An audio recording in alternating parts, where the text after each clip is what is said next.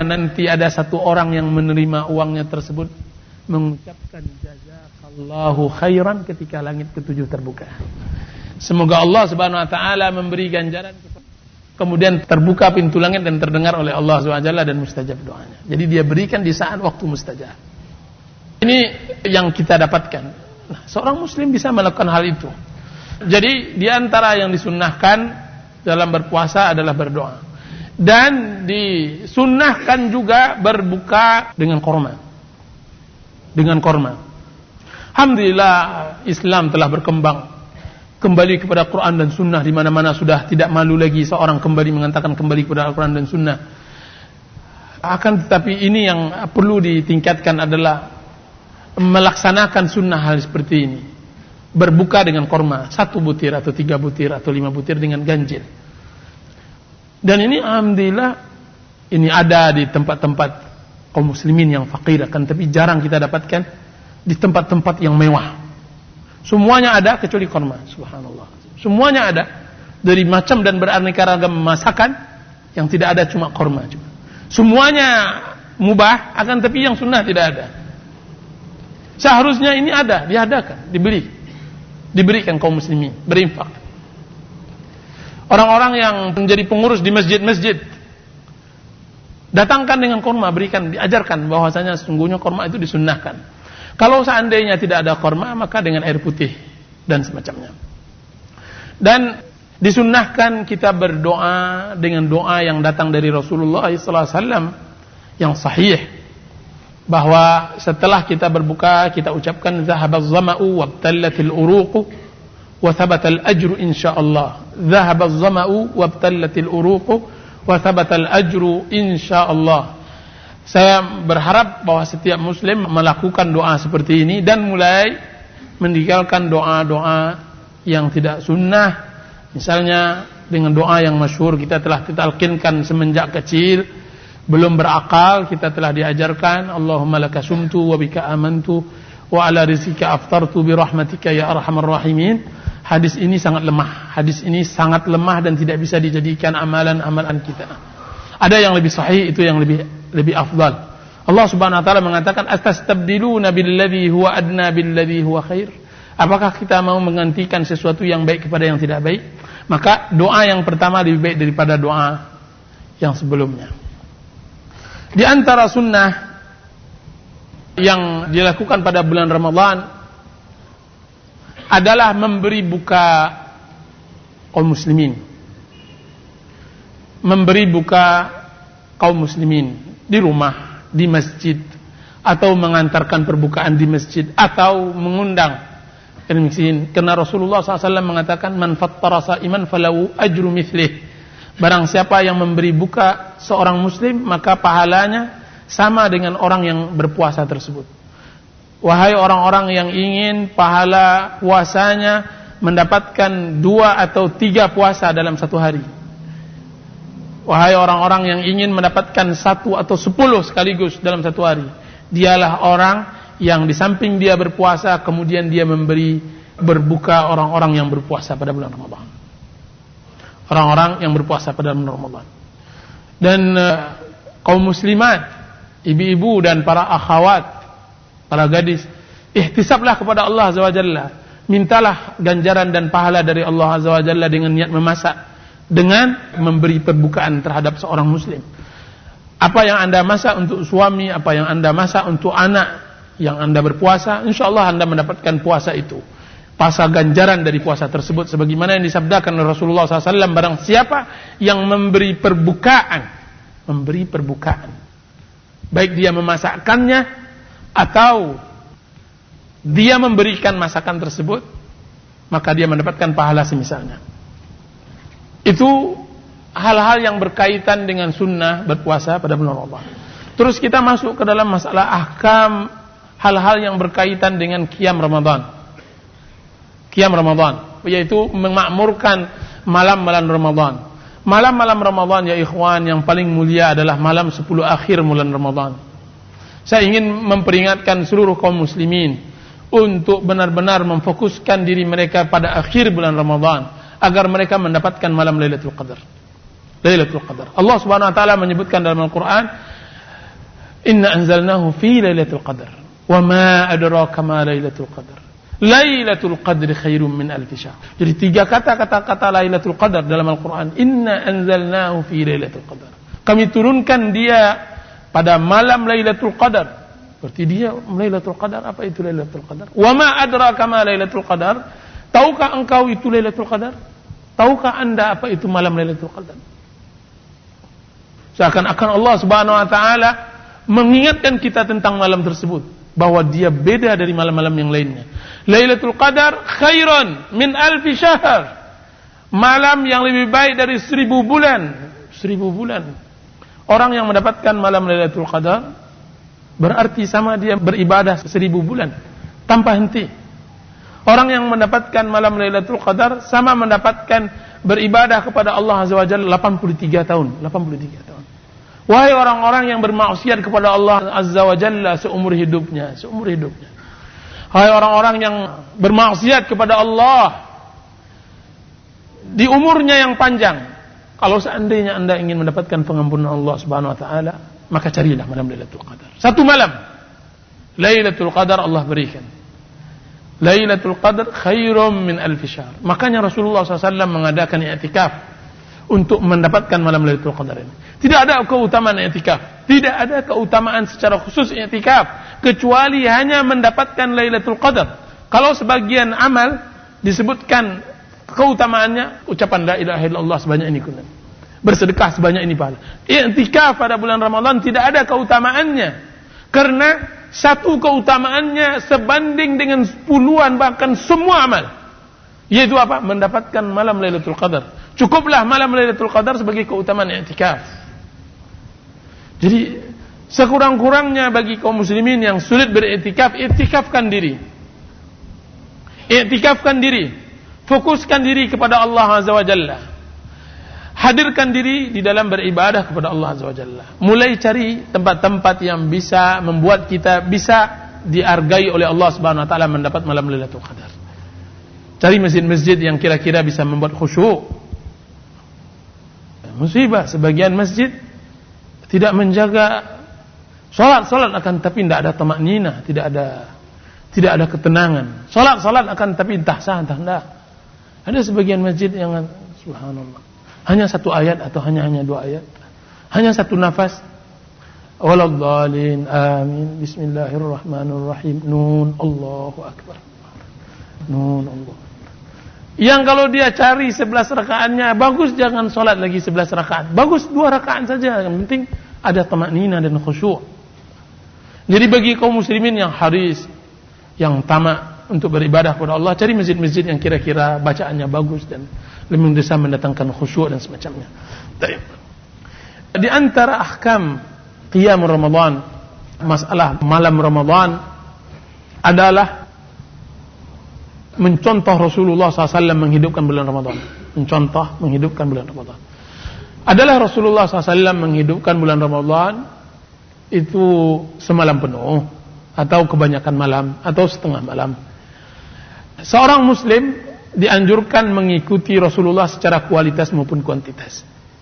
Kualitas yang saya maksud adalah Rasulullah SAW sebagaimana hadis Aisyah tidak lebih solatnya lebih dari 11 rakaat.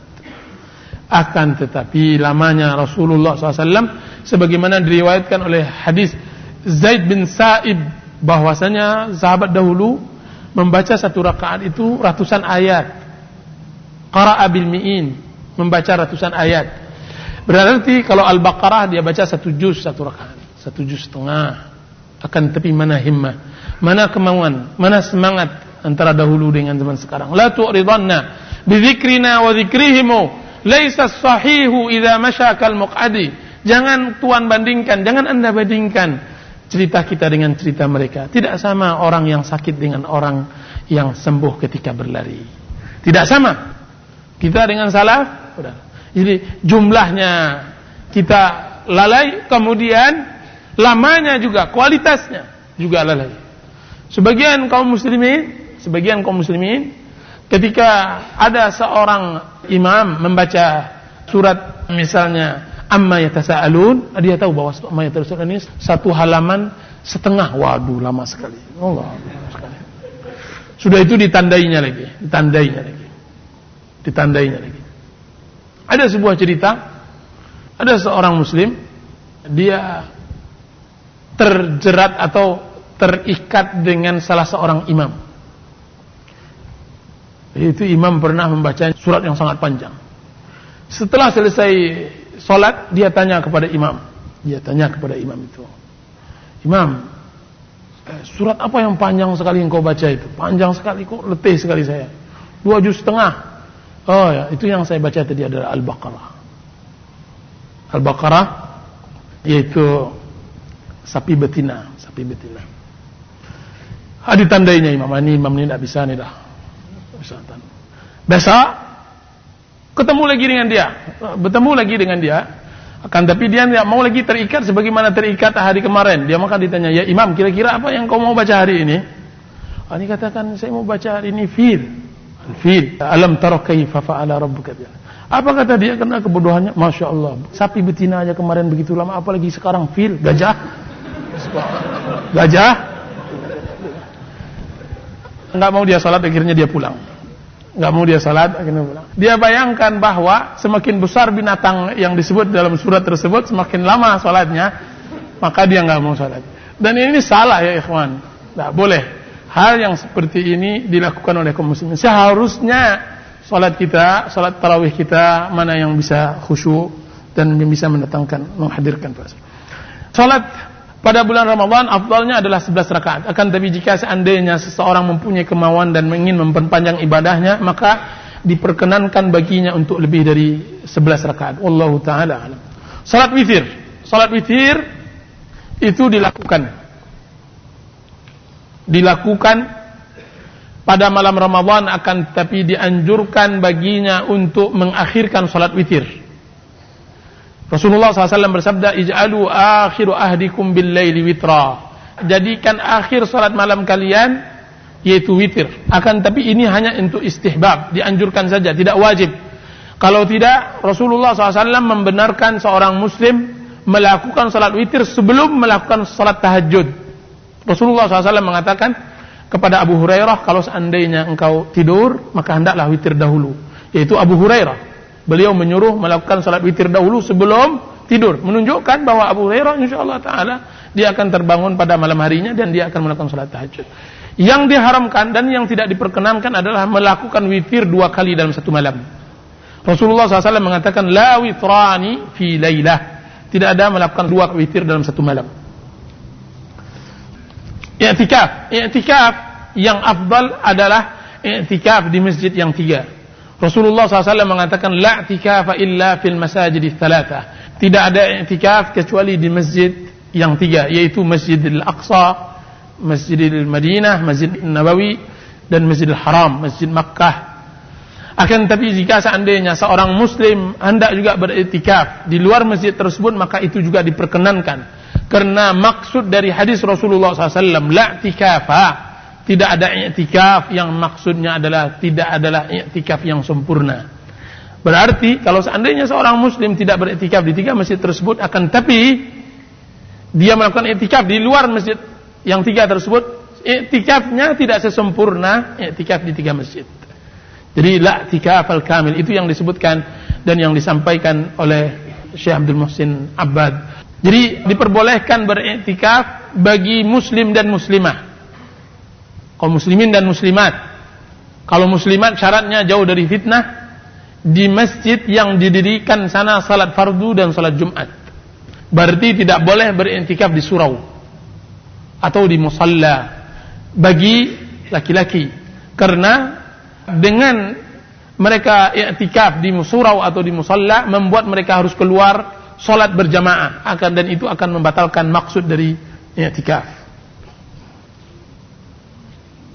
Itu ahkam yang berkaitan dengan malam Ramadan. Yang berikutnya, kegiatan apa yang harus kita isi pada bulan Ramadan? Kegiatan yang harus kita isi ya ikhwan untuk mengisi bulan-bulan Ramadan adalah menargetkan membaca dan menghafal Al-Quran.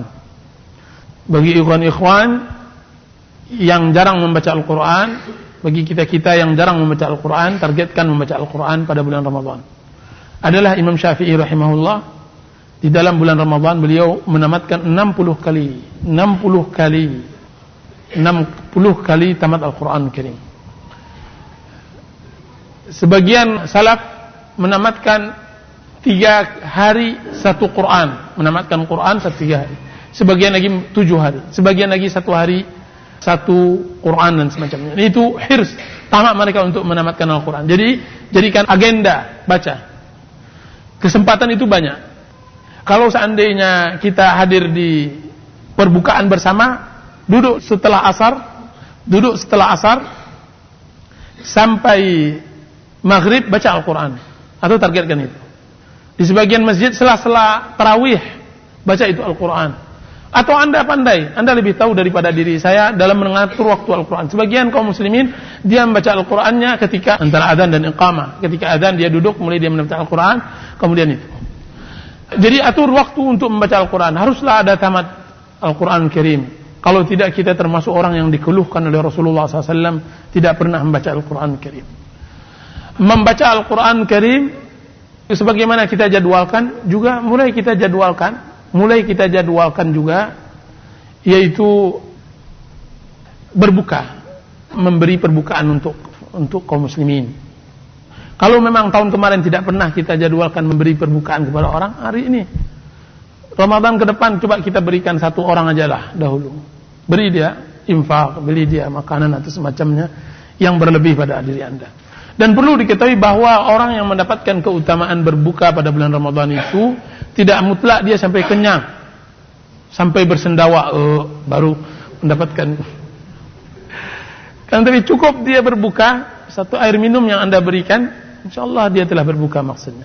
Berarti coba berikan kurma yang Anda belikan di mall atau di mana, atau air minum mineral yang Anda berikan, insyaallah taala itu pahala. Bayangkan kalau seandainya semua mereka akan mendapatkan. Dan tidak ada bagi Allah Subhanahu wa taala, Allah tidak bakhil. Oh ini enggak, ini karena sudah dahuluan yang booking orang yang berpuasa ini air minum, Anda yang berinfak kurma enggak dapat lagi dah. Enggak, Allah dermawan ya ikhwan. Orang yang berinfak kepada 1 orang yang berbuka dengan berbagai macam infaknya, ada yang makan nasinya, ada yang airnya, ada kurmanya, itu ketiga-tiganya dia dapat. 3 orang tersebut dapat. Sebagaimana disebutkan dalam hadis bahwasanya orang masuk surga karena hanya 1 buah panah. Kenapa? Masuk surga di sana orang yang menjualnya, masuk surga di sana orang yang membelinya, masuk surga sana orang yang membawa rotannya, masuk surga sana orang yang melemparnya. Subhanallah nazim. Indah kalau hidup kalau seandainya diniatkan dengan baik. Jadi kita katakan agenda untuk menyibukkan diri dengan memberi perbukaan kepada fakir miskin, kepada orang-orang yang berpuasa pada bulan Ramadan. Sunnah yang kita biasakan di Indonesia yaitu membawa orang-orang berpuasa ke rumah, itu sangat bagus. Daripada kaum muslimin mengundang orang di luar Ramadan, lebih bagus dia mengundang pada bulan Ramadan, ada keutamaan. Kalau itu paling kuat silaturahim dan semacamnya. Kalau ini dia mendapatkan keutamaan. Kaum muslimin sekarang ini subhanallah nazim, subhanallah. Sekarang tiap kita sekarang ini malam mungkin tidak makan lagi. Kenapa? Setiap orang diundang-undang, bapak sebelah. Tapi coba jarang-jarang orang mengundang kita pada bulan Ramadan. Pak Fulan, Pak Ustadz atau semacamnya, dan semacamnya. Tolong berbuka dengan kami. Ada, akan tapi tidak seramai sebelum datang bulan Ramadan. Seharusnya yang ramai ini pada bulan Ramadan. Jadi kita katakan undang kaum miskin. Apalagi kalau seandainya kita adalah orang yang suka banyak memasak pada bulan Ramadan, hadirkan. Saya ceritakan ada di Madinah seorang dermawan banget. Kenalan dengan mahasiswa Indonesia di antaranya kita, kemudian dia bilang nanti buka di tempat saya, sufroh saya. Dia bilang begitu. Kemudian kita katakan iya. Sudah itu kami datang, saya berdua bertiga datang ke sufrohnya. Kita sangka bahwa kita hanya diundang untuk sufrohnya saja, untuk makan di Masjid Nabawi. Kiranya enggak. Setelah maghrib kita diundangnya ke rumahnya. Jadi itu lihat bagaimana orang Arab mengundang. Jadi kita biasanya mahasiswa maklumlah penghematan, makan kenyang-kenyang. Jadi makan kurma pada maghrib itu kalau bisa agak kenyang gitu loh. Nanti nggak perlu lagi makan kecuali menjamak sahur dengan berbuka. Jadi kalau kaum muslimin makan 3, kita 33 mungkin.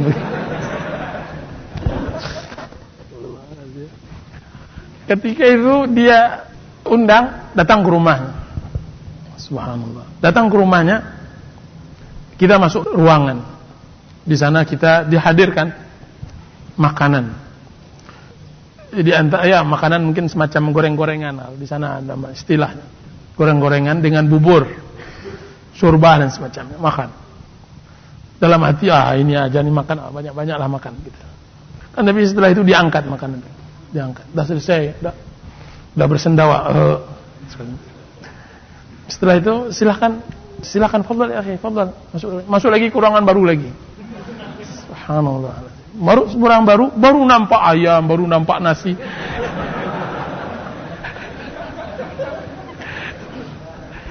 Baru astagfirullahaladzim. Kita katakan ya, wahai kita harus kita kenyang. Nah, baru mulai tadi itu katanya. Ini baru maka kita makan. Ayam itu memang dibagi untuk satu orang satu ayam. Satu ayam memang diperbanyakkannya, subhanallah. Sudah itu dia memang kalau orang Arab tidak membiarkan minuman atau makanan tidak boleh kosong. Kalau nampak dia isi. Kalau enggak dia marah. Kalau enggak Anda tidak mau diisi jangan diminum-minum sampai terakhir aja baru diminum. Kalau diminum dia marah. Kalau enggak diisi. Itu udah makan. Ditambah. Jadi ada berbagai macam bentuk pula makanan. Setelah itu diangkat lagi. Kita sangka udah selesai. Belum juga kiranya. Ada lagi masukan. Masya Allah ada lagi kita. Datang lagi. Dah bisa lagi. Setelah itu ya ikhwan, setelah makan ketiga kalau tidak salah, keempat, padahal kita udah makan pula di Masjid Haram.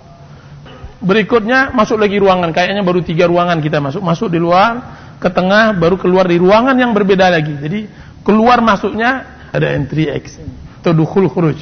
Keluar, duduk lagi. Kita sangka udah berusaha gini, datang lagi makanan lagi, dengan minuman, teh atau kopi itu duduk dulu ya kawan, duduk. Aduh, semenjak itu baru kita berakal bagaimana caranya diundang oleh orang sana, orang Ansar, jelas keturunan Ansar. Besoknya maklumlah orang Indonesia, kita tidak hadir lagi, kita nggak hadir, malu kita masak kita terus besok.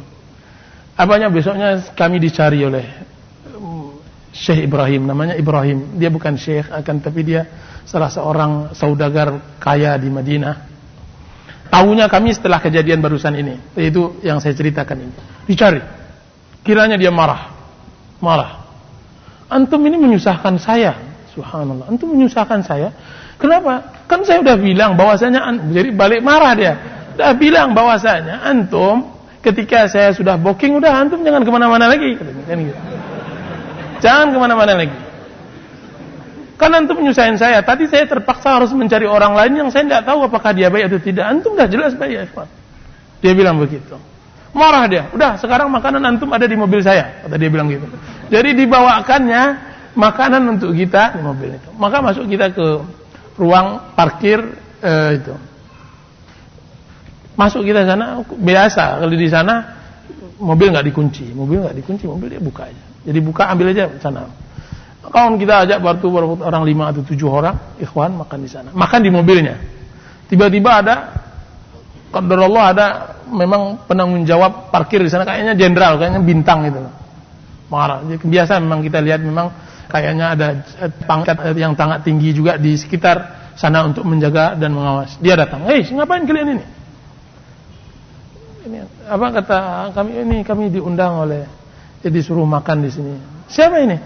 Syekh Ibrahim. Oh, ma'ruf udah. Dia dikenal. Dia ada makan aja kalian. Jadi menunjukkan bahwa dia dermawannya udah ma'ruf, udah dikenal di sana. Dan yang kedua, begitu dia mengundang. Nah, mudah-mudahan itu menjadi suri tauladan bagi kita sedikit banyaknya buat. Saya tidak pernah melihat keanehan yang luar biasa seperti anehnya ada di Madinah itu. Saya pernah melihat orang bertengkar memperebutkan orang berbuka. Bertengkar, berkelahi. Ya ikhwan. Jadi di Madinah itu, semua laki-laki Madinah yang fasik maupun yang taat, yang saleh maupun yang taleh, semuanya berbuka di sana. Semuanya membuka sufrah. Nah, aset mereka siapa? Orang-orang yang akan buka di sufrah berebut. Yaitu orang-orang yang akan datang sholat di Masjid Nabawi. Dari jemaah umrah atau kaum muslimin yang berbuka. Nah, itu mereka kerahkan semua famili, kerabat, kabilah dan semacamnya. Dari anak-anak sampai yang dewasa. Nah, karena biasanya kalau di jadwal berbuka itu sudah mulai, apalagi aset mereka sudah nggak ada, orang udah pada ramai, dia sepi, itu udah mulai bahaya itu. Mereka kerahkan sampai ke tempat-tempat berwudu. Jadi wudu sana jauh, dari sini jauh, mungkin agak keluar dikit gitu, jauh. Nah, mereka kerahkan sampai di sana. Jadi ketika kita baru masih berwudu, kita sudah di booking, kita ditunggu gitu loh. Ditunggu. Seperti Anda pergi ke salah satu terminal Indonesia, Anda ditunggu untuk masuk ke, dia ditunggu, kan tapi tidak bayar, gratis. Nah, ditunggu. Nah, bayangkan ketika dia tunggu terus ada lagi yang nariknya, apa nggak marah dia? Maka kadang-kadang kita lihat orang terus bertengkar, tarik menarik supaya ada yang berbuka dengannya, yang berbuka. Lihat kedermawanan Ansar yang seperti ini. Dan itu memang kita tidak dapatkan seperti itu di Madinah, bahkan kita tidak dapatkan di Mekah. Tidak dapatkan di Mekah juga. Maka yang paling berbahagia di sana adalah mahasiswa-mahasiswa. Paling berbahagia. Hemat hidup kita pada bulan Ramadan. Sehingga kita punya teori, kalau kawan-kawan di Madinah punya teori, kalau untuk berbuka itu biasanya megang tangan kawan. Jadi kalau kita berwudu jangan sendiri-sendirian, nanti payah, kita hilang dari kawan-kawan, ditarik orang. Jadi berdua, bertiga, kemudian saya bawa satu kawan sebelah kanan, sebelah bawa satu, seakan-akan saya pula yang mengajak mereka, padahal tidak, takut ditarik oleh orang yang berbuka tersebut. Coba bayangkan. Jadi iftar shaimin, berbuka, memberi buka untuk orang-orang yang berpuasa adalah keutamaan yang layak kita tiru. Wallahu ta'ala. Di antara kegiatan bulan Ramadan yang harus kita isi adalah berusaha menghentikan kebiasaan buruk di luar bulan Ramadan. Berusaha menghentikan kebiasaan buruk di luar bulan Ramadan. Kalau seandainya kita dicoba dengan merokok, maka cobalah. Masya Allah, siang Ramadan kita bisa menghentikannya. Maka seharusnya kita pada malam itu bisa menghentikannya. Karena memang telah sepakat semua orang bahwa rokok itu memudaratkan. Maka para ulama juga mengatakan bahwa rokok haram. Nah, jadikan momen Ramadan untuk meninggalkan maksiat kita kepada Allah Azza wa Jalla. Jadi momen itu untuk meninggalkan maksiat kita kepada Allah Azza wa Jalla. Usahakan. Bagi orang-orang yang tidak pernah salat berjamaah, usahakan bulan Ramadan untuk salat berjamaah kepada Allah Azza wa Jalla. Bagi para ikhwan yang nantinya menjadi duta-duta ahlu sunnah wal jamaah di daerahnya, hendaknya dia bekerja sama dengan pengurus masjid untuk memberi ta'lim, memberi pengajaran pada bulan Ramadan. Kalau 11 bulan ini kita menuntut ilmu, maka insyaallah ta'ala bulan Ramadan inilah kita harus membayar zakatnya. Zakatnya 2,5%. 2,5%. Jadi zakatilah ilmu tersebut pada bulan Ramadan. Dengan misalnya sepakat dengan pengurus masjid, bukan kita ngisi pengajian kalau memang sulit, akan tapi membaca misalnya tafsir Ibnu Katsir terjemahan setelah usai sholat zuhur, selembar pengurus masjid. Masya Allah, itu luar biasa. Saya kenal dengan salah seorang ikhwan yang baru setahun masuk salaf. Setahun masuk salaf ya ikhwan, setahun. Kemudian karena kedudukannya di masyarakat, dia masuk menjadi ketua pengurus masjid atau ketua yayasan di masjid. Apa yang dia lakukan? Sekarang dia setiap subuh mengajar di masjid. Baru setahun masuk salah. Setahun dia mengajar di masjid. Waktu itu saya bersamanya, beberapa waktu yang lalu saya bersamanya. Dia bilang bahwa ini Ustadz harus mengisi subuh ini, karena biasanya saya yang mengisi. Bagaimana antum mengisi? Saya tanyakan begitu. Saya ambil satu buku, biasanya Fathul Majid, kalau tidak Tafsir Ibnu Katsir, kalau tidak buku fikih sunnah. Kemudian saya bacakan 5 menit, 10 menit, kemudian saya pulang. Hadir 5 orang, 7 orang, itu bermanfaat. Yang penting ya ikhwan kemauan untuk berdakwah kepada Allah SWT. Itu ikhwan yang baru setahun mengaji, bayangkan. Dan insyaallah ta'ala antum-antum yang hadir di sini, Masya Allah ta'ala. Sudah banyak. Kalau seandainya ini diberikan, umur itu diberikan kepada Imam Nawawi, maka Imam Nawawi telah menjadi luar biasa. Karena Imam Nawawi cuma 6 tahun untuk ilmu. 6 tahun. Nah, sebagian kita ada 15 tahun, 10 tahun dan semacam. Di atas Imam Nawawi rahimahullah ta'ala. Jadi makanya diberikan. Dengan memberikan ilmu ini, kita akan banyak mendapatkan faedah. Apa faedahnya? Pertama, akan bertambah ilmu itu. Dan yang kedua, kita akan mendapatkan selawat dari Allah Subhanahu wa taala, doa keselamatan, keberkahan hidup dari Allah Azza wa Jalla kata ikhlas.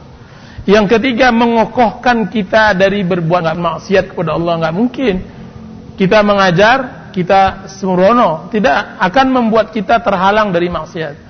Dan yang keempat, mengisi waktu kita. Karena kita tahu bahwa semua orang itu terlaknat, semua manusia itu terlaknat, kecuali 3 orang.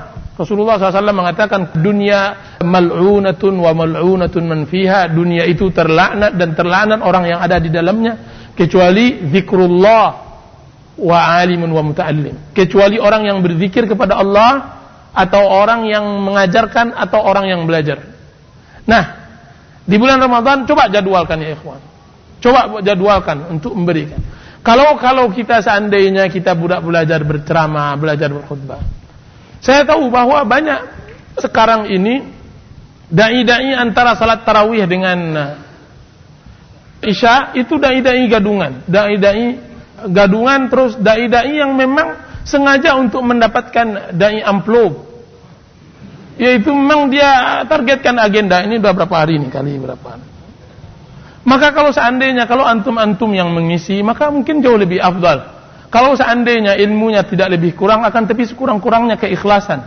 Karena kalau seandainya ceramah datang dari hati akan membuahkan hasil. Luar biasa. Membuahkan hasil. Saya sebutkan, saya mengenal seseorang yang awam. Diceritakan bahwa orang tersebut awam. Orang Arab nih, saya dapat cerita orang Arab. Orang Arab ini, Masya Allah maksiat dia lakukan, preman lah, bujang lepas, ya enggak tahu. Tiba-tiba dia berangkat ke sebuah daerah. Dia berangkat ke sebuah daerah yang hendak mengunjungi kawannya. Orang Arab Saudi khususnya ini, biasa mereka orang-orang kaya. Jadi mereka musim liburan mereka ingin. Nah, dia kebetulan berkenalan dengan salah seorang pemuda melalui internet. Kemudian dia mengatakan bahwa dia setelah dia berangkat dari negara ke negara ini, dia hendak menuju ke daerah dia. Daerahnya tersebut adalah daerah yang terpencil dari negeri Islam. Kemudian datanglah dia. Kiranya dia benar-benar terpencil, jauh. Ketika dia datang ke rumah kawannya tersebut, harus masuk pula ke desa yang tidak ada penerangan dan semacamnya listrik, jauh dari dia. Dan kebetulan kawannya ini, ayahnya ini adalah pengurus masjid, orang tuanya adalah pengurus masjid. Ketika dia tahu bahwa dia adalah orang Madinah, anak Arab Saudi ini orang Madinah, maka apa kata ayahnya? Engkau orang Madinah, kampung engkau satu kampung dengan Nabi Muhammad SAW. Kalau engkau bisa menyampaikan sesuatu. Jadi dibuatlah acara, karena memang ini jarang-jarang orang Arab bertampang Arab datang ke desanya itu, dibuatlah acara besar-besaran. Orang kampung hadir, makanan dibukakan. Memang awalnya dibisikkan oleh orang tuanya, akan tapi dia sangka bergurau, ala apa bulan. Akan tapi ketika acara sudah mulai dihadiri oleh orang-orang kampung, bapak-bapak dan ibu-ibu, anak-anak, orang-orang muda dah hadir, ingin melihat orang Arab ini. Apa kata bapaknya yang pengurus masjid ini, kita minta kepada namanya ini Fulan bin Fulan untuk bisa ini, karena dia datang dari jauh dari Masjid Nabawi ini. Mulai dia canggung, mulai dia Masya Allah, tidak pernah dia ceramah, dia selama ini tidak pernah dengar ceramah, jangankan ceramah, dia mendengar ceramah pun tidak, ke Masjid Nabawi pun tidak pernah. Jadi orang-orang Madinah kok, dari kawan-kawan yang kita kenal mungkin jarang sekali. Ada kawan-kawan yang kita sama-sama kuliah pun, itu dia bilang saya ke Masjid Nabawi cuma sekali satu Id, hari-hari Idul Adha. Bahkan di antara mereka ada yang tidak pernah ke Masjid Nabawi. Nah, seperti itulah. Tiba-tiba karena tidak ada orang lain terus berdiri. Tidak berdiri. Akan tapi antum tahu ketika dia berdiri tersebut, mulai dia merasakan bahwa orang-orang berharap besar kepadanya. Kemudian mulai dia merasakan keagungan tempat yang suci tersebut, yaitu Masjid Nabawi. Mulai dia rasakan kepentingan seorang muslim di dalam beragama. Mulai dia rasakan pula kebodohannya yang selama ini dia telah nyanyiakan waktunya. Apa yang dia sampaikan waktu itu, dia tidak tahu yang dia sampaikan. Akan tetapi dia menyampaikan perasaannya akan kelalaiannya selama ini. Jadilah dia sebagai seorang penceramah yang luar biasa, yang tidak pernah didengar oleh kampung tersebut. Tahu itu apa? Kenapa dia? Karena dia bercara dengan hati. Dia berceramah dengan perasaan, sehingga masuk ke dalam hati. Jadi kita katakan antum yang ikhlas pada Allah Azza wa Jalla dan telah menuntut ilmu agama, din dan semacamnya, tolong disampaikan agar bisa. Dan ini agendakan. Kalau seandainya sekurang-kurangnya tidak di sini, di kampung kita buat agendakan itu untuk khususnya untuk bulan Ramadan. Di antara kesibukan bulan Ramadan yang bisa kita sibukkan diri adalah mengadakan amal sosial pada bulan Ramadan. Mengadakan amal sosial. Dari banyak usulan-usulan yang disampaikan oleh para dai tentang mengisi bulan Ramadan ini, saya pesimis untuk Indonesia. Maksudnya pesimis karena kefakiran dan semacamnya. Akan tetapi sebenarnya tidak, bahwa orang Indonesia tidak fakir. Berapa banyak jemaah umrah sekarang untuk berumrah pada bulan Ramadan menunjukkan tidak fakir. Hanya saja ini tidak bisa dikembangkan. Maksud saya apa? Semua usulan-usulan tentang masalah mengadakan kegiatan-kegiatan sosial biasanya semuanya berbenturan dengan apa? Dengan keuangan. Ada sebagian orang ingin mematahkan semangat kita, janganlah Anda. Orang-orang aja jangankan untuk bersedekah, untuk makan mereka aja sulit. Subhanallah. Sehingga kita patah semangat. Tidak. Bahwa yang memang sulit makan itulah yang akan menjadi objek kita. Akan tetapi yang akan kita tarik nanti adalah orang-orang yang melimpah ruah uangnya itu. Kita kumpulkan, kemudian kita list, kita data, kemudian kita buat iftar. Buat kegiatan bersama pemuda dan semacamnya di lingkungan kita untuk membuat ajuan proposal untuk berbuka bersama di masjid. Atau berbuka bersama pemuda dan semacamnya. Buat itu di daerah-daerah kita. Ajukan kepada orang-orang yang tidak tahu kemana mereka hamburkan uang mereka itu. Kemudian juga mengumpulkan zakat dan memberikan kepada yang mustahak atas nama masjid dan semacamnya. Dan ini insyaallah ta'ala adalah hal yang baik.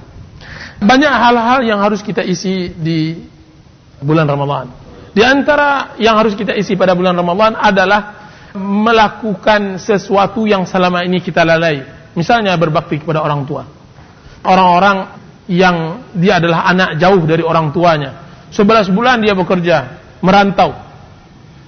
Nah, tidak bisakah dia sebulan atau 2 minggu untuk pergi ke rumah orang tuanya, menghabiskan uang 11 bulan tersebut untuk bersama dia dan orang-orang tuanya, berbuka dan memberikan kebahagiaan pada mereka.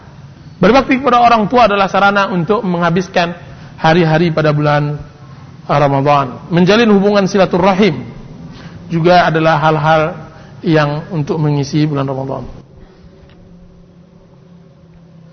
Baik, hal-hal yang harus kita hindari pada bulan Ramadan. Jadi di sini hal-hal yang harus kita hindari pada bulan Ramadan adalah kita tidak dibenarkan sebagaimana yang dikatakan tadi bahwa mengkotak-kotakkan agama.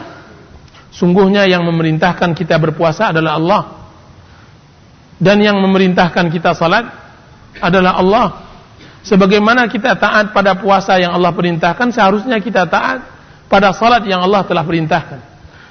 Yang menyuruh kita beribadah pada bulan Ramadan, dialah Allah yang menyuruh kita beribadah pada di luar bulan Ramadan. Bagi ibu-ibu untuk dilihat oleh laki-laki lain dan semacamnya, maka itu adalah dosa yang harus kita jauhkan di bulan Ramadan maupun di bulan-bulan yang lainnya. Pengaturan waktu keluar, misalnya, seharusnya juga bahwa kaum muslimin menenggang kaum muslimin yang lain. Jangan mentang-mentang bulan Ramadan adalah bulan baik dan semacamnya, semua anak dibawa semua. Mulai dari yang menyusui sampai yang berlari-lari sampai yang anak semua. Sehingga masjid berubah menjadi plaza. Ribut, berisik, dan orang tuanya khusyuk. Subhanallah, bagaimana itu? Anak-anaknya berlari dan semacamnya. Ayah ibunya takbir, duduk pula di saf terdepan, kemudian anak-anaknya mengganggu kaum muslimin. Ini salah. Ini tidak dibenarkan. Bukan kita melarang anak-anak untuk datang ke masjid, tidak. Akan tetapi coba diatur. Coba diagendakan. Kalau seandainya kita memang punya pembantu, taruhlah anak-anak yang bisa mengganggu tersebut kepada pembantu atau siapa saja. Allah Ta'ala. Di antara yang harus kita jauhkan pada bulan Ramadan, yaitu jangan berpuasa 2 atau sehari sebelum Ramadan, karena Rasulullah SAW melarang berpuasa semenjak itu. Rasulullah SAW bersabda, la taqdamu Ramadan bisawmi yawmin aw yawmain. Janganlah kalian dahului Ramadan dengan puasa 1 hari atau 2 hari. Jadi kita tidak diperkenankan puasa di akhir bulan Sya'ban. Sebenarnya puasa sudah tidak dibenarkan di pertengahan akhir Sya'ban. Seperti sekarang sudah mulai jangan kita berpuasa karena untuk persiapan bulan Ramadan. Allah Ta'ala. Yang harus dijauhi, yang harus juga diusahakan menjauhi adalah mendengarkan musik, melihat maksiat di televisi, dan menonton dan semacamnya. Ini harus dijauhkan karena dosa ini jauh lebih besar kadang-kadang daripada ghibah, jauh daripada hasad. Kadang-kadang sebagian dai hanya berbicara tentang ghibah dan hasad, akan tapi lihat maksiat. Kita mengatakan bahwa harus menutup aurat dan semacamnya di luar, kan, tapi coba lihat kita melakukannya di rumah dan semacamnya. Ini dikurangi dan bahkan kalau bisa dijauhkan, karena itu adalah haram dan tidak dibenarkan oleh syariat dan dapat bisa membatalkan puasa Ramadan kita. Wallahu ta'ala alam. Di antara penyelisihan bulan Ramadan, yaitu membiarkan anak-anak kita sekendak hatinya. Maksudnya begini, bahwa orang tua Masya Allah saleh, ayah saleh, ibu salihah, akan tapi anak Masya Allah anak salah. Kesolehan orang tua harusnya juga diperhatikan, kesolehan anak-anak harus dinasihati, harus.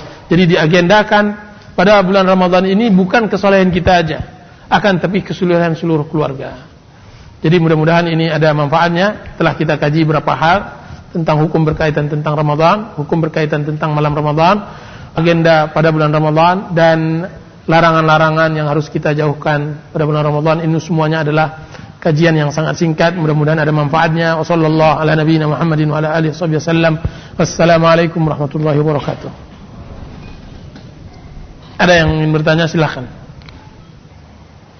Ada sebuah penggalan hadis yang berbunyi, puasa adalah perisai. Oleh karena itu, jika salah seorang dari kalian sedang berpuasa, maka janganlah dia mengucapkan perkataan yang jelek dan berteriak-teriak. Iya, betul. Rasulullah SAW mengatakan, as-sawmu junnah. Wa idza kana sawmu ahadikum fala yarfus wala yafsuq. Yaitu puasa adalah perisai. Perisai maksudnya adalah perisai dari neraka. Jika seandainya puasa kalian, yaitu puasa salah seorang dari kalian, pada waktu itu, maka fala yarfuth wala yafsuq. Maka janganlah mengucapkan kata-kata fala yafsuq wala yarfus. Ini mengartikan berteriak-teriak salah. Mengartikan apa? Pertanyaannya apa? Apa maksudnya berteriak-teriak dalam hadis di atas? Berteriak-teriak artinya salah. Nah, ini kalau ini dibaca dari terjemahan, maka beginilah rusaknya orang-orang yang menerjemah tidak paham bahasa Arab. Yafsuq adalah perbuatan fusuk. Kalau seandainya salah seorang kalian berpuasa, maka hendaklah jangan berbuat fusuk. Fusuk adalah perbuatan maksiat semuanya. Semua perbuatan maksiat itu terlarang. Wala yarfus, rafat bukan berteriak-teriak. Karena berteriak azan dilarang pula nanti, bahaya. Akan tetapi rafat adalah kata-kata kotor. Kata-kata carut marut. Kata-kata yang tidak dibenarkan. Ini tidak dibenarkan. Jadi berteriak-teriak salah artinya. Arti rafat adalah kata-kata kotor. Kata-kata kotor ini bukan saja kepada kaum muslimin, juga enggak boleh kata-kata kotor kepada istri. Kata-kata berhubungan badan dan semacamnya tidak diperbolehkan. Wallahu ta'ala. Kalau seandainya itu mulut, maka juga mata juga tidak boleh dikotori. Wallahu ta'ala. Iya, jadi Rasulullah mengatakan barang siapa yang memberi buka orang yang berpuasa, maka dia mendapatkan pahala seperti yang berpuasa. Berarti kualitas infak sedekah kita sama dengan puasa yang dia lakukan. Kalau baik orangnya tersebut, maka dia baik. Kalau tidak baik, maka akan berkurang pahalanya. Makanya dalam hadis yang beberapa kali lalu, la ya'kulu ta'amaka illa taqi. Seharusnya yang makan makanan engkau tidaklah kecuali orang yang bertakwa, orang yang baik. Jadi kalau ada, Masya Allah. Tapi insya Allah ta'ala, insya Allah kita melakukan fikih prioritas. Ustadz, bagaimana hukumnya jika seseorang berpuasa tetapi masih ada hutang puasa dikarenakan sejak kecil sakit-sakitan sehingga puasa tidak pernah penuh? Ya, orang yang mempunyai hutang puasa diwajibkan melunasinya sebelum Ramadan datang. Sebelum Ramadan datang. Kalau seandainya telah berlalu Ramadan, kalau seandainya telah berlalu Ramadan lagi, kalau dia tinggalkan itu dengan penglalaian, maka dia harus membayar dua hal. Pertama, membayar puasanya dengan qadha, dan yang kedua membayar fidyah karena penglalaiannya. Akan tapi jika seandainya dia tidak lalai, maka cukup baginya mengqadha sekalipun sudah berlalu Ramadan. Wallahu ta'ala alam. Puasa yang terlarang di akhir-akhir Sya'ban itu adalah puasa sunnah. Sambungan hadis tadi, la taqdamu Ramadan bisawmi yaumin aw yaumain. Jangan dahulukan Ramadan dengan satu hari puasa atau dua hari puasa, kecuali illa ayyasuma ar-rajulu sauman falyasum dzalikal yaum. Kecuali seseorang yang telah membiasakan puasa pada hari itu, maka puasalah. Berarti ada pengecualian, diperbolehkan untuk berpuasa di akhir Sya'ban, yaitu pertama adalah orang yang masih mempunyai hutang. Orang yang masih mempunyai qadha. Dan yang kedua, orang yang terbiasa berpuasa sunnah, kemudian dia melakukannya. Ustaz, apakah dibolehkan salat tarawih dengan membaca Al-Quran dalam salat tersebut? Iya, dibaca Al-Quran, dipegang. Ya, diperbolehkan. Kan tapi kalau seandainya ada sang imam yang tidak memegang Al-Quran, lebih afdal yang tidak memegangnya. Itu yang hafiz, yang hafal lebih baik daripada yang tidak hafal. Bagaimana ada dua imam, yang satu dia tidak hafal kecuali surat pendek. Kalau disuruh surat panjang, yang panjang, maka dia melihat Al-Quran. Dan yang satu lagi, dan dia imam dengan membaca surat yang panjang tersebut dengan melihat Al-Quran. Kemudian yang satu lagi dia membaca surat yang pendek. Maka mana yang afdal? Yang afdal adalah membaca surat yang pendek. Karena di dalam salat tarawih itu sama dengan perintah Allah Subhanahu wa taala, faqra'u ma tayassara minal Qur'an, maka bacalah yang paling mudah dari Al-Qur'an. Yang paling mudah adalah yang paling mudah dihafal. Wallahu taala a'lam. Dan apakah boleh atau disyariatkan santapan rohani Ramadan antara Isya dan tarawih? Boleh, tidak ada yang melarangnya. Tidak ada yang melarangnya, silakan. Diperbolehkan bagi seseorang mengatur kajian, apakah setelah sholat atau di luar sholat, sebelum sholat. Allahu ta'ala a'lam. Tentang masalah wanita hamil, para ulama berselisih kuat dalam permasalahan ini. Atau wanita menyusui. Sebagian ulama mengatakan bahwa mereka membayar fidyah dan membayar qada. Membayar fidyah dan membayar qada. Ini fatwa Syekh Abdul Aziz bin Baz rahimahullah. Dan sebagian ulama mengatakan baginya hanya mengqada, yaitu fatwa Syekh Albani rahimahullahu ta'ala. Rahimahullah ta'ala. Iya, Allah ta'ala. Bagaimana penjelasan mengenai pembayaran zakat fitrah, Ustaz? Ya, pembayaran zakat fitrah.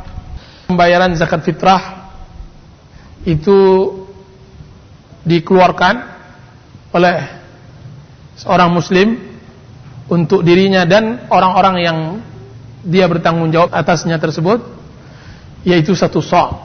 Satu sa' di sini berselisih. Ada yang mengatakan 2,5, ada yang mengatakan semacamnya. Akan tapi yang afdal menurut saya adalah 3 kilo, karena penyempurnaan dari 2,7 kilo dari pendapat sebagian para ulama. Mudah-mudahan bagi siapa yang mengeluarkan 2,5, insyaallah taala diterima oleh Allah Subhanahu wa taala. Dan itu dikeluarkan di akhir-akhir bulan Ramadan. Di akhir-akhir bulan Ramadan.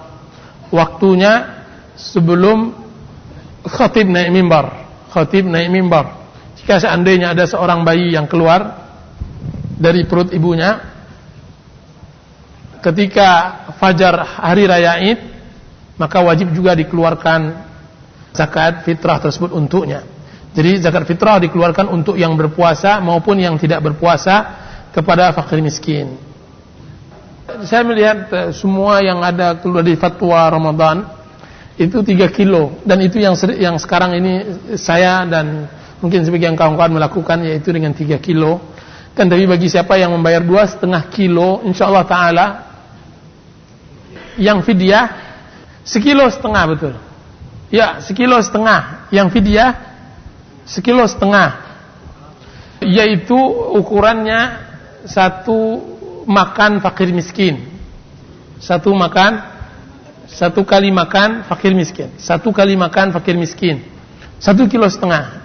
Sedangkan zakat fitrah itu yang saya sebutkan, yaitu 2,5 atau 3 kilo yang rajih. Zakat fitrah itu 2,5 kilo atau 3 kilo. Akan tapi fidyah 1,5 kilo. Dan tidak diperbolehkan kedua-duanya menggunakan uang. Tidak dibenarkan menggunakan uang, baik fidyah maupun zakat fitrah. Wallahu ta'ala. Fidyah maupun zakat fitrah tidak dibenarkan membayarnya dengan uang. Harus dibayar dengan makanan pokok. Wallahu ta'ala. Berlimau yang sering dilakukan haram atau tidak, Ustaz?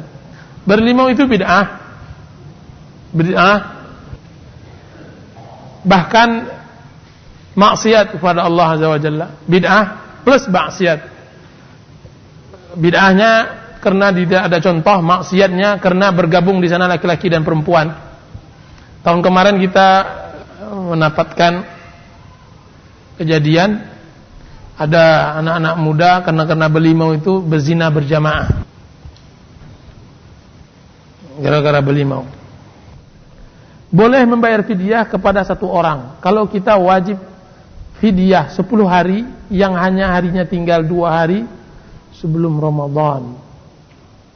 Bolehkah membayar fidyah kepada satu orang? Boleh. Jadi boleh kita membayar fidyah. Kita misalnya 10 Ramadan kita tidak berpuasa, kita membayar fidyah. Boleh 10 fidyah ini untuk satu orang, sebagaimana boleh pula untuk 10 orang. Akan tapi tidak boleh 10 orang untuk 20 orang. Kalau kita wajib fidyah 10 hari, ya, yang hanya harinya tinggal 2 hari sebelum Ramadan. Ini pertanyaannya, kemungkinan apakah kita boleh membayar fidyah 10 hari tapi belum jatuh harinya? Ya, boleh kita membayar fidyah sebelum jatuh belum jatuh kewajiban tersebut. Misalnya maksudnya apa ya? Kalau orang dah tua, dah pasti dia tidak berpuasa, belum boleh baginya untuk membayar fidyah sebelum Ramadan. Akan tapi yang afdal baginya adalah membayar setelah jatuh kewajiban tersebut untuknya. Jadi seharusnya dia membayar fidyah setelah Ramadan. Akan tapi kalau dia membayar fidyah ketika Ramadan atau ketika hari yang dia pasti tidak berpuasa padanya, boleh. Tidak ada larangan baginya. Wallahu ta'ala alam. Tanda-tanda puasa kita diterima oleh Allah Azza wa Jalla. Pertama, selama bulan Ramadan kita telah melaksanakan hal yang wajibnya dan telah meninggalkan hal yang membatalkannya. Jadi hal-hal yang wajib kita telah lakukan dan hal-hal yang terlarang kita telah jauhkan. Itu salah satu tanda. Di antara diterimanya bulan Ramadan, kita diterimanya bulan Ramadan ada kenaikan iman setelah Ramadan. Karena Allah Subhanahu wa taala mengatakan la'allakum tattaqun, mudah-mudahan kalian bertakwa. Kalau ada rasa meningkat ibadah kita dan rasa keberagamaan kita setelah Ramadan, berarti kita kan mudah-mudahan diterima oleh Allah Azza wa Jalla amal saleh kita. Tidak mutlak pula bahwa, dan ini juga kadang-kadang yang menghalang orang berpuasa pada bulan Ramadan, tidak mutlak pula tanda berpuasa diterima oleh Allah Subhanahu wa taala kita menjadi Nabi Muhammad setelah Ramadan. Tidak mutlak. Karena tidak ada kita menjamin bahwa setelah Ramadan kita akan baik. Akan tapi cukuplah bagi kita pengaruh-pengaruh Ramadan akan kita bawa setelah Ramadan. Sama juga dengan orang haji. Banyak orang tidak mau melaksanakan haji. Mereka menyangka bahwa haji mabrur itu adalah orang yang nantinya dia orang yang tidak boleh salah setelah haji. Ini salah. Orang yang diterima haji mabrurnya, tanda-tandanya adalah dia telah melaksanakan hal yang wajib dan rukun dan telah menjauhkan semua larangan haji. Ini satu. Dan yang kedua, ada upaya untuk meniru haji Rasulullah SAW dan ada peningkatan. Itu saja. Kan tapi nanti jadi hantu belau lagi, tidak masalah. Bukan tidak masalah maksudnya, bukan tidak masalah, boleh. Akan tapi tidak ada kaitan diterima atau tidak diterimanya. Karena manusia ini selalu berdosa, ya kawan. Rasulullah SAW bersabda, adnaba abdi, hambaku berdosa. Fa'alima anna lahu. Kemudian dia berdosa lagi. Kemudian dia mengetahui bahwa dia memiliki Allah yang bisa menghukumnya bahkan atau bisa memaafkannya. Kemudian dia bertaubat. Kemudian dia melakukan dosa lagi. Kemudian dia mengetahui bahwa dia memiliki Allah yang dapat mengampuni dan menghukumnya. Kemudian dia bertaubat. Kemudian di dalam riwayat ini katakan, lakukanlah sekehendak engkau wahai hambaku, sungguhnya aku telah ampunkan engkau. Jadi ada di sebagian orang kadang-kadang di kalangan para orang-orang yang jauh dari masjid, tidak mau kembali ke masjid, tidak mau beragama baik karena gara-gara pemahaman seperti ini. Bahwa disangkanya kita-kita yang datang ke masjid ini harus seperti Jibril yang tidak punya dosa.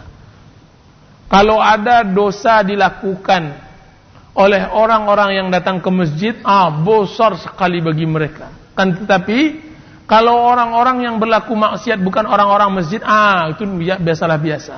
Jadi dia mengatakan, ngapain saya ke masjid, saya masih muda, saya ini. Subhanallahal-azim. Ini banyak yang menjadi penghalang orang untuk bisa ke masjid. Tidak. Rasulullah SAW mengatakan, kullu ummati mu'afa illa al-mujahirun. Semua umatku diampunkan oleh Allah Subhanahu wa taala dosanya kecuali orang yang menjahar dosanya. Orang yang menampakkan dosanya, orang yang merasa bangga dengan dosanya, orang yang merasakan bahwa dosanya itu kecil. Akan tetapi setiap orang yang melakukan dosa kemudian dia bertaubat kepada Allah, kemudian terjerembab lagi ke dalam dosa, orang ini dia dalam keadaan baik, ala khair. Dengan syarat dia menunaikan syarat-syarat taubat, dia menunaikan syarat-syarat taubat dari dosanya. Makanya kita katakan dari hadis tadi dapat kita pahami, pertama, tabiat manusia melakukan dosa. Dan yang kedua, dia meyakini bahwa Allah innallaha ghafurur rahim wa innallaha azizun dzuntiqam. Sungguhnya dia meyakini bahwa Allah Maha Pengampun sebagaimana Allah adalah Maha Pendendam. Allah Subhanahu wa taala.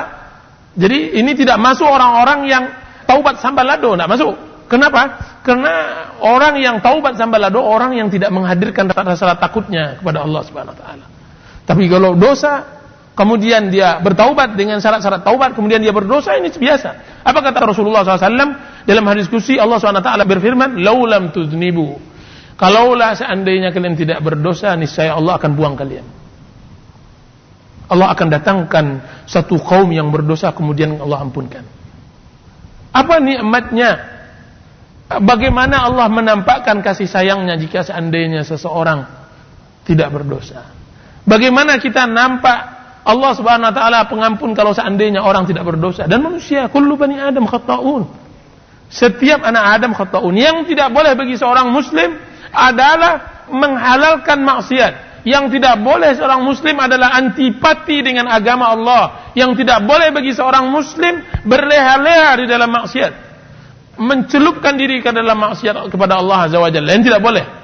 Akan tapi ketika dia jatuh ke dalam maksiat, kemudian dia bangkit dan dia sadar, ini adalah sifat seorang muslim. Jadi ini yang harus kita pahami tentang masalah perlakuan seorang hamba dengan Allah Azza wa Jalla di dalam masalah dosa. Wallahu ta'ala alam. Ibnu Qayyim rahimahullah mengatakan bahwa berapa banyak seseorang karena dosa mengantarkannya kepada derajat yang tinggi, mengantarkannya ke surga. Dia pandai bermain dengan Allah Azza wa Jalla dengan dosanya, mengantarkannya ke surga. Dan berapa banyak pula orang yang berlaku ibadah, berbuat ibadah, mengantarkannya ke neraka. Nah, ini jelas kajiannya panjang, mudah-mudahan di kajian yang lainnya, dan mohon maaf atas segala kekhilafan selama kajian ini, dan mudah-mudahan kita bisa bertemu lagi setelah bulan Ramadan insyaallah taala.